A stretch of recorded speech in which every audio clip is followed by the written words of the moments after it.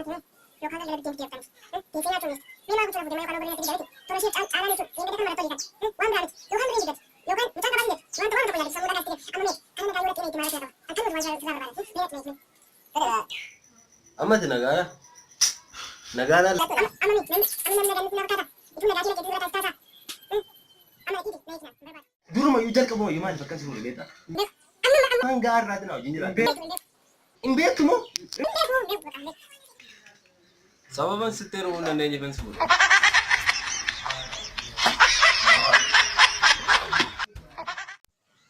Hello. Hello. Nagaadhani.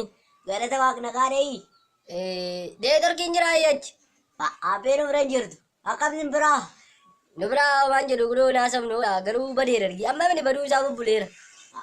Waaqayyo nu biraa bee. Oo. Numa nuu qabde dhugaa Yesuus. Ajja amman jiru. Maaliyaa? Anoo tabba tokko irra dhawadhe si dawwadhu. Amma maali naasaar tare? Amma maali naasaar? Afaani kan badeewu. Asi afaanumaa naasee ani immoo bilbilaanii naasaara. Maal?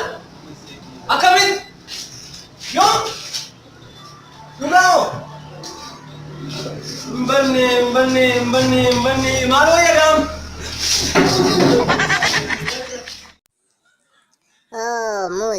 Muuzii argite beektaa muuzileedha kuni.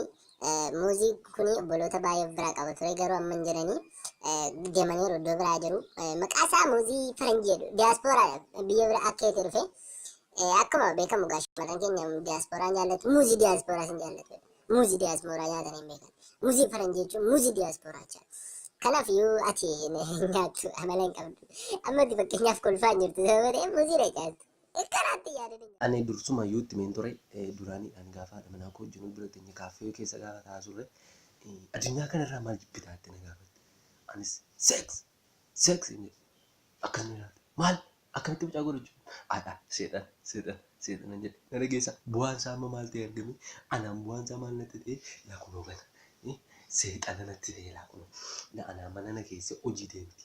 Waa'ee biikoos daatti. Shan, ani immoo sadi. Aboosam. Yes! Aboosam. Yeah! Aboosam.